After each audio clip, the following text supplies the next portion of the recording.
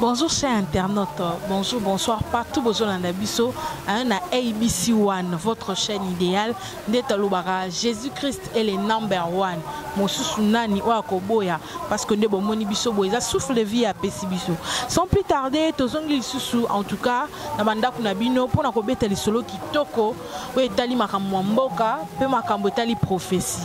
Nazanga mokote, nazanga musala nzambe moko munene de la place, o toko solo na ye makambo o vraiment o pesi pasi vraiment na mitema ba na nzambe. Pona nini na lobi ke makambo pesi pasi. Ba mission elekaki totalisaki bino ndenge nini ba prophète bazosenga mbongo avant ba prophétiser mutu ndenge nini ba nzambe musu ba se décidaki non ba pasteur ba prophète baza bango ba tumoro boye ba escroc tout consort tolakisaki bino musa nzambe mo pe ya munene de la place o asentaki 5 serres Karantina nini ya ba prophétie biloko belé belé na yango toambi pona bino prophète pona lo ba solo te bino mo découvrir sur ce plateau ako talisa biso vraiment likambo nini o sengeli toye ba ko distinguer poto ko esu na makambo yo tozaki na yango tende to lobaka Jésus-Christ est le number one. Sans plus tarder, notre invité Aza déjà sur ce plateau. On appelle ici bonjour papa. Oui, bonjour maman Nangaï. Papa, est-ce que Okoko s'est présenté na ba union sur bazolanda ba vraiment comme on a yo ministère ezani ceux qui a vraiment tout ça. Bon, comme on a apôtre Timothée Kibangu, ministère Nzamba Pesinga ezana lemba comme on a église les rachetés de Amasha et Nicolo Bako somba na makila, c'est-à-dire ba somba biso na makila Jésus Christ on to pesi kombo église les rachetés de Amasha. Merci papa. Tu dis que Obimela yo mon côté, Obima de quelque part. En plus, on a la ministère prophétique. En tout cas, naebi que papa no moli mwazali et le romo ya bongo. Est-ce que toko yeba papa no moli lazana? Bon oui, na botami lokola mayebote parce qu'un homme de Dieu tant aux autres église faut aux mains quand même aux ana papa. Papa nanga yazali on azana sama kolé les révérends Rola Kwambala. Oh, jusqu'à maintenant, dans la sama colonaï, koyokaye, et dans un dixième minute, on a fait ça pendant que si dit l'éternel ma colonaï. En tout cas, eza mingi vraiment c'est rare.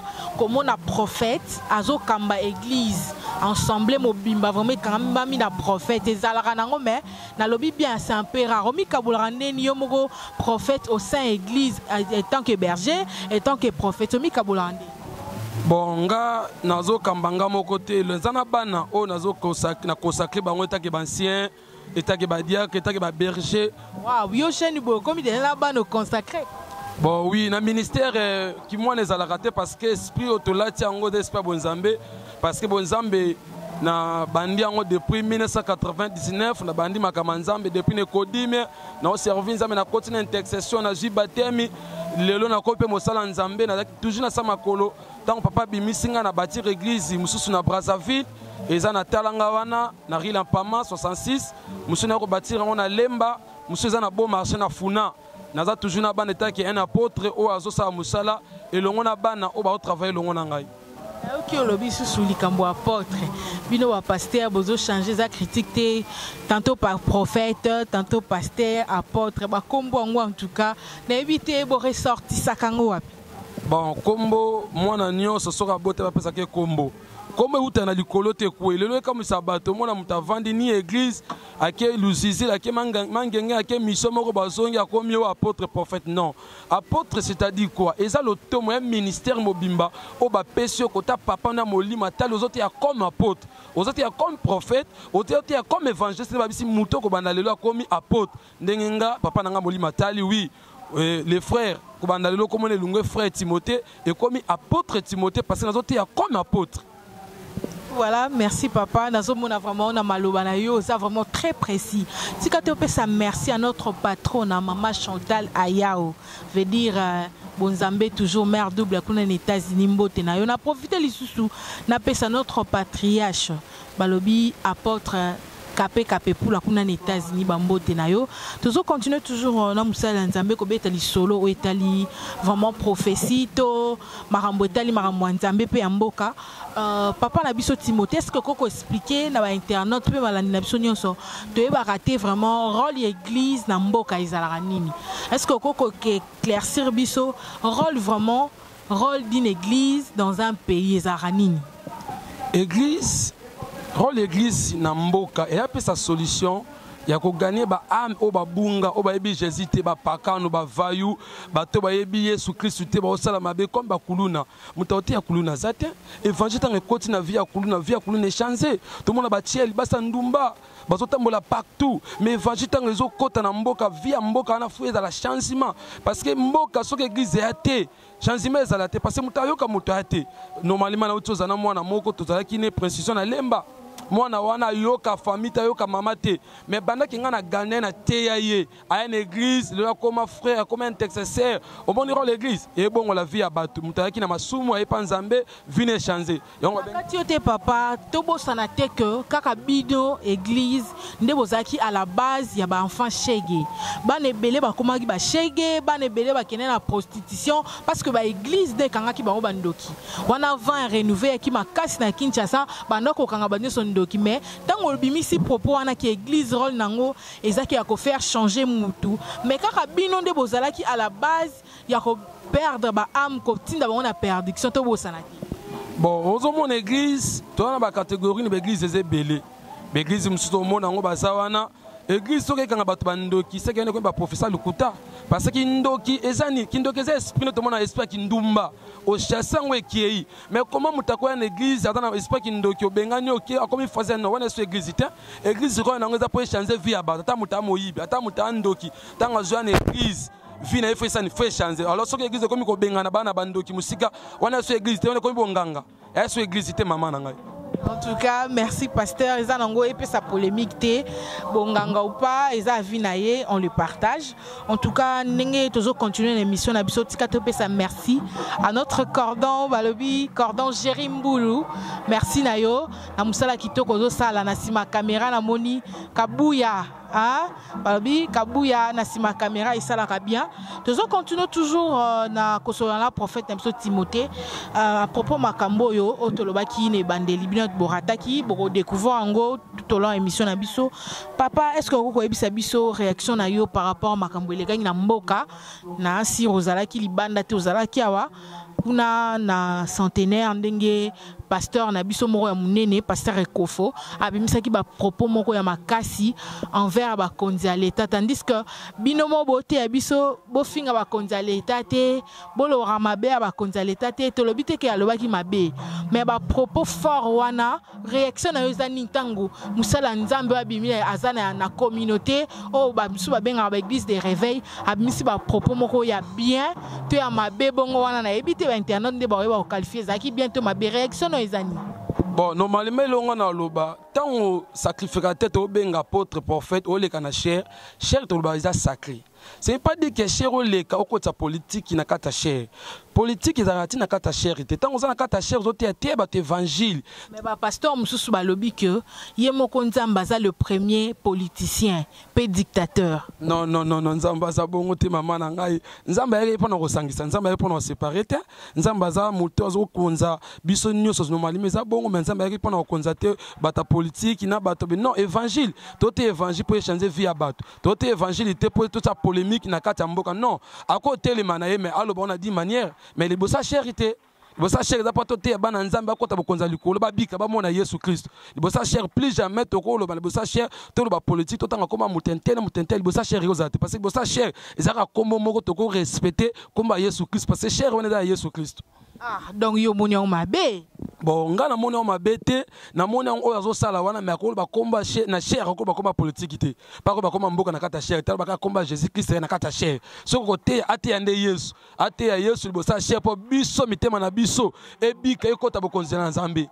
Oni oliaki mo muke oza mutapo ya pouvoir hein pozo telemela ngomba moko bina filé na cher loba na mo muke c'est que makamongo izoleka na mboka yozo sepela nango non na mboka to sepela makamamboka izoleka bolite parce que bible lobi soki mboka etambola bien te to sambela bien te ezala batamboka ba telemaki bible zo bakutu na Néhémie chapitre 1 verset 4 tobi Néhémie tanga yoki mira Jéricho kwei Néhémie yoki passe à l'Élie parce que mon azo souvenir à Jérusalem. Oui, toko télémateur ba passe toko téléma na mboka parce que moni mboka ki na kokufa makamno ki na kobeba tabiso passe to retrouver normalité. So to moni bandi bazoya te. Eza bo frère ba pesa te. Église to tongo na ndeni. Parce que mboka misala ezate mboka makambo ya te Néhémie a télémaki à l'Élie pour abongisaka mira Jéricho kweyaki. Alors tanga o téléma comme une ennemi mais a téléma na charité.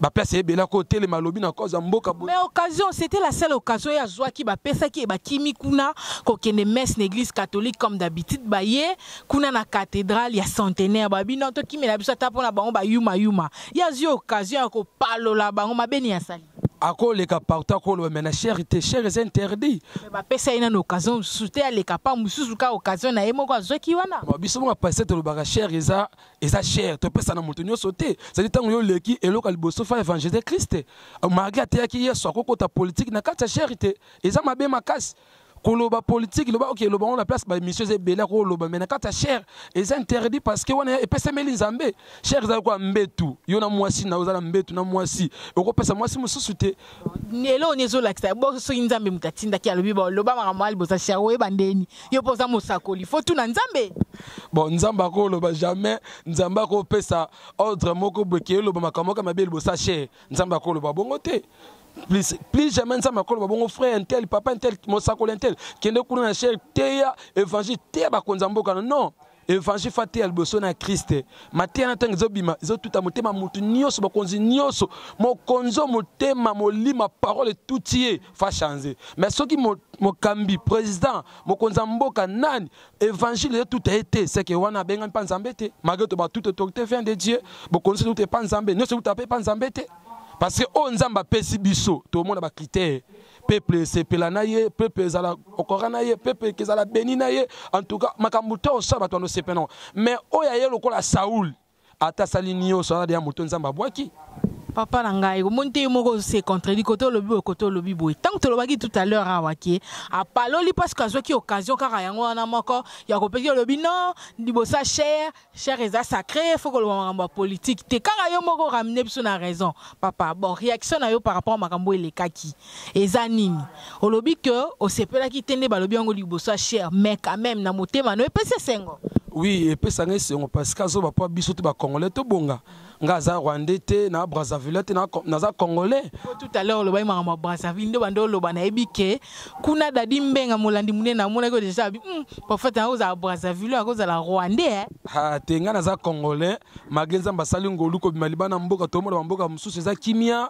to fonga l'église na Brazzaville to vandi to sentir kimia mais na mboka na biso to fonga l'église o ka lubo sambele te lo makambe bele zo pesa biso passe parce que mboka kimia ezate et normalement na ko zo ngaka na ngambu na yo dimanche les 4 wala to sambela bien te obima penza na mboka boye na mboka no tuna 4 électeurs pour tambola ekomi Cameroun ekomi Douala ekomi wapi epesa nga passe makasi ta ke congolais en tout cas makamunde ko sala eza bien oteme ba konzi na biso ba bongo la makanisi na bango parce que nzambe na likolo tanga mona makamuna ba konzi zo bongo nzambe apesa bango vie ebele po mo ya seko mais ta ke ba konzi oyo ba o nzambe apesi biso bango bazo souffrir biso eza bien te prier na biso likolo na bango tozole la mingi butuna moy ba mangenge to matia pona pamba te tole la pona mboka to sema pona mboka luziza to okene za pona mboka o mboka tonza ma pesa biso mboka ndenge Congo eza boy Congo batu noso bazolela pona Congo mama papa yo mtolanda biso mkonza mboka olanda biso yo ka susha Congo évangile makasi ebande na mboka ekomi kokufa parce que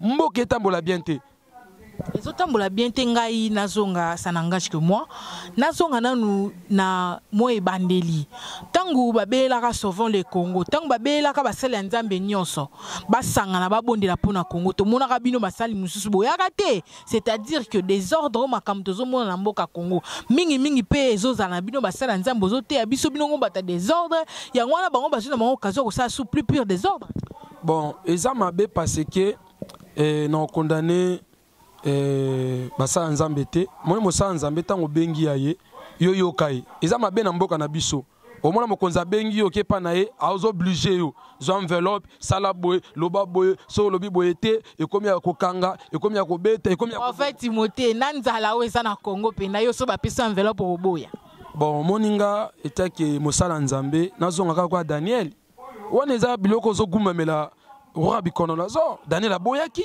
Daniel Aboyaki okugumemela parce que yoka siso mokonza mboka tonani mutu moko munena peso mbongo o détruire évangile o mabe eza normalement bengamité mosala nzamba bengami faut ko fa ko la Etienne Etienne akufa na mabanga aboya ko sedi Daniel alingi baboke na libula bakosi aboyi ko sedi mosala nzamba azala mafuta nzambe azala ko la Élysée mageze Isabelle azolanda ye plus jamais ko sedi akosedi te okima akenolia ata na désert mais à protéger eloko ya kati na ye eza mabe na biso na mboka na biso Congo basala nzambe na biso balingi mingi mbongo alinga yebana na mbongo mokonzi moko bapesa ye mais azo évangile nzamba kundango yango zomona babenga basala nzambe bapesa bango enveloppe bapesa bango jipi mais évangile nkolo akundi yango oleka na télé alobi toute autorité vient de Dieu bosala boy parce que enveloppe en azui et a makile zo réclamer évangile ezate yo sa biso passe ne yango mais nga normalement so pesa nga mbongo na loba mabe à cause évangile na sala yango te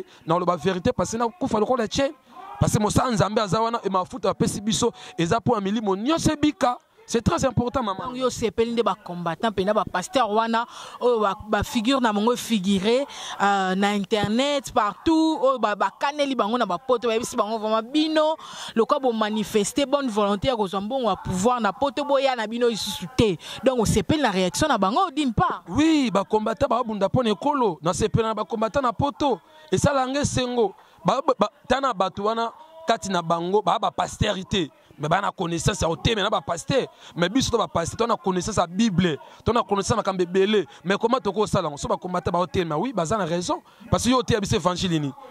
Bible zolo bana Erwa chapitre 18 otambola de chemete soki bala za prophète kene kota bala bon so ba mona mboba ke kota mboba tika évangile ba tika Bible ba kota na makambo ba osala soki ba combattre ba ôter, mais bah ça a raison. Bah la raison très importante ça malola pambola bango apesa o makasi na balonga ba kene liboso bate me ba faux prophète wa bate bata mabena o ba okezwa mbongo poto ba okezani na poto ba kete bango ni na Congo bino te biso mabe bosimbo boke poto bokete bata poto ni so to ko temela bango te kula batemela bango et ça bien. C'est très important. En tout cas, bino bozela kaka so baninga batie pa bino pe boyeko maliboso pe bochapa. Bino wana kalakana bino a bozaki bo telemela bombo apoya ki bango en tout cas, wana eza nango sujet na biso te papa tozo komi presque ko chiter en tout cas na bike maloba kitoko eza bokozwa prophète Timothée na émission muzuso ekoya. En tout cas tozana ye papa na biso azana pona ko expliquer opinion publique ba na nzambe nyoso eko tuta malibaku bozanga te vraiment ko komela biso to ko benga na numéro eza affiché na ba écran balobi ABC1. Ah, bon Zambé toujours. Jésus-Christ est le number one. Côté Moussousou, tu es habité sur le number one. Papa, tu es habité que bah décréter marche moi comme les 21 awa dimanche. Marche zalo. Bien les 4 bah tu vas sambela quitter bah carte électeur. Tu es habité que les 31 où tu colles car mbutu zaki l'église belé sambela quitter. En tout cas les 21 au marche Moussousou ezali. Tour l'église nyo se côté makambongo. Réaction na yo ezani par rapport à marche koleka. Bah tu belé bah tout le monde moussa Timothée c'est qu'il nzamba lobi quelque chose pour la marche en wezandeni. Bon, normalement, toujours tambola kaka pour mboka parce que tout tambola pour mboka tango ba église telemi église telema passer ba congolais. Ba mboka musu ki mezali ba olia bien mais biso musu mona tozana biso bien mais musu ba se pelater ba souffrir. Lo ba ko mona lati veste tozana jipo tambola mais ba musu ba se pelater ba souffrir. Tant to telema bongo to tema to ke panzelo ka mutute to bima po to boma mutute to bima pona ya solution ya mboka. So mboka comme kimia to bimate mboka so ya kimia to bimato ke san to sa mena kimia ba tout bazana l'aise ba olia na kimia ba tamona kimia c'est très important mais so to bima pona marche ya mabete to bima po to la solution ya mboka Israël bimakat fora tanga tele makangi Israël bo bimate ba souffrir zamba misi Moïse to ebité so nzama si mete ba sango lokola Moïse ba bimisa biso na bo umbu o to traverser Jourdain to ke na mboko nzamba laki biso et to se penanga mabete ya péché. Voilà, en tout cas, on est ensemble, il n'y a pas de souci, car on est dans la Bible et on est lobaka. Hein? Moi, je commenter Zébélé. En tout cas, on a posé ça vraiment. Il y a Kolanda suite à cette émission. En tout cas, tu peux ça merci les sous balobi na maman na biso. Ah, c'est ma tantine, c'est ma maman. J'ai tout kabika. Kuna na Afrique du Sud. Mbote na yo maman na pesi sous. Ah, mbote belé na Mireille Mbenga. balobi que kuna bozo panza vraiment IBC One kuna Lubumbashi veut dire maramba bien ezali na pesi mbote na bino nyonso na bosante maman na ngai bambote belé na yo maman Chantal Ayao fait dire balobi musalande. En tout cas papa to komi vraiment na suka to so otamingi minité to moni bandimba zo zela o da libanda pona opanza sango en tant que mosakoli oza la message mon côté de paix oh nzamba pesio pour la nation congolaise. Bon nzamba lola sala biso ngolu na mboko yo batno so balanda biso nzamba pambola bino message na ozolo baka pona ba congolais te mais pona batno so balanda biso partout bazali na bapoto partout bobo san évangélité ma bolongo na se pona mboko yo mboko zanzamba pesi biso na la déjà na butu na mona loboko moko likolo na mapate zongenga makase bangsanga tonge talinga na zanga ka kimia na yeko soso na biwa loboko nzambe c'est na comprendre na RDC puissance nzambe zali miracle nzambe zali loboko nzambe zali alors bino tubozali bolemba te mboko yo na ba prière makamunyoso ezamala na otemela kaka bato bazotemela Christ évangile ya bafu ba prophète matina bana nzambe na ngomba beaucoup mosa makambo epesi nzambe gloire te talisi Dieu m'a dit longola chaînette yo longola bakio ezana nguma ez évangilité pour la salangote yeso salangote biso toko salango pourquoi on est évangile à Christ était na obetaka c'était bana nzambe bolanda biso miso fongwama to comme na fin de l'année fin du monde mokile baby makambo ezama bebele monde éternel betelemi Satan sa kiti makolomi bali na mboko partout. Alors bolanda ba prophétie likuta te. Prophétie so yo ki mtape sa prophétie. Prophétie liboso. Et si ma motema na yo moko zo yokango. So motema ne simbi sami. Ata batangi kombo na yo ba pesi numéro téléphone, ba pesi mama bota yo. Et nango bien. Mais yo moko mto yoka prophétie zala premièrement na molimo ko soso la prophétie zo uta panzambe te uti panzambe te. Tozo ngaka na Bible. Na Acte chapitre 16 Bible zobani Paul azosako l'évangile moi si moko daki n'esprit agnoke esprit vipère abandi ko prophétiser makamba solo mais ute panzambete alors basé belé ba osakola Dieu m'a dit omoni na ngomba mamelo ko eka musanga na ki campus na lata nanga body na lati na lipapa prophète mo moninga kansinga kwa frère abi frère nzamba yebisinga indongo zabwe.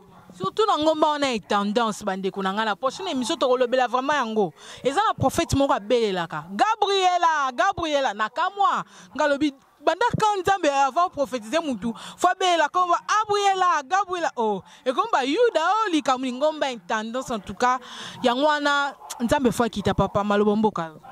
Merci ngana kenda ngomba wana prophète a moninga temena kenaki simple na boy na lata sokni biso lata rien a moninga bisinga frère yaka na ye pembe na mikitisi a singa nzamba lobi nanga kangama na ye oza mosali na ye oko servir ye osambela rap na bise je suis apôtre na 4 églises na kama oh papa nzamba lobi nanga ministère ki na liboso na biya confusion yango na isa bana nzamba bala na bino bokeba bo nzete nyonso baye bango na mbuma Baba ngona mbuma ndo oza manga yo beza manga so za lilele yeba ilala alors ba faux prophète yeba ba ka nzele lobela ye o mona bandi prophétie suka nango o mona ofran keba na ye abandi prophétie suka nango apesa ngeloko suka nango seme eza mabe tika yo seme sur la volonté na yo mutu musoko sala prière o sengelo ko temba salelu yango eloko na pamboli nzambe na kena sembela na ndaka mama moko benginga na sambeli na bonde na sina kimoki esa papa ki ngabi na kiabi o sengo fonte pa ngabi yo mokoka mama na bimisa mbongo moko esa ebetinga na libaku ya bien apesinga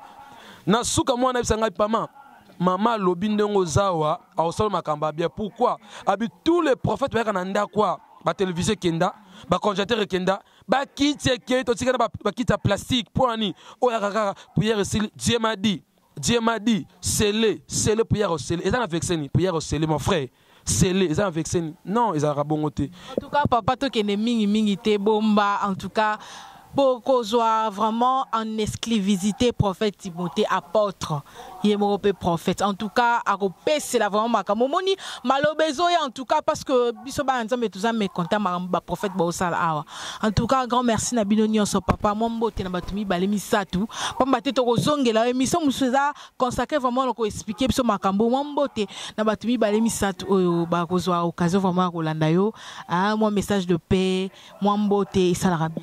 Oui, merci. Na zo makamoko lobaki naza prophète na apôtre et Robert bandeko musoli baku naza apôtre mais naza na grâce ya lisakoli parce que ministère da mi balete mutaka na ministère moko so za prophète otika la prophète okoza la pasteur moza na grâce ya kosakola notonga naza apôtre mais na grâce ya kosakola eza lokola don. Ils ont bon mais ministère était na pesi batuno so bala na bisombo te papa nanga molimo les révérends ola kwamba la nzamba pambola e na bosanité na pesi Nathalie Isso mbote pasa zola nanga nzamba pambola na pesi ba maman nyonso à l'église racheté mbote nzamba lola a pambola bino na bosanité batuno so bazola na biso que Dieu vous bénisse. Merci papa. En tout cas, là, c'était le prophète Timothée. Mosala Nzambe oyo boyebi na sirelo na ye bungi binote. Tikanga pena pesa ba meilleur vœu ba mbote na bino nyonso bolinga Yesu Christ le number 1. Na pesa lisusu mbote balobi Coulson papa na biso kuna na Paris papa Coulson Kululu balobi Nzambe vraiment pambolo na misalo zo sala na bosanité dadi mbenga mulandi munene na mon cordon Jérimboulou, Baloui Moussalandele, qui la Kabouya na sima caméra. Plaisir ezalaki ya trop que baki bolingara ABC One, votre chaîne de référence. Koloye Sapambola Bino, Ngana Bino, te côté au prochain numéro. Bye.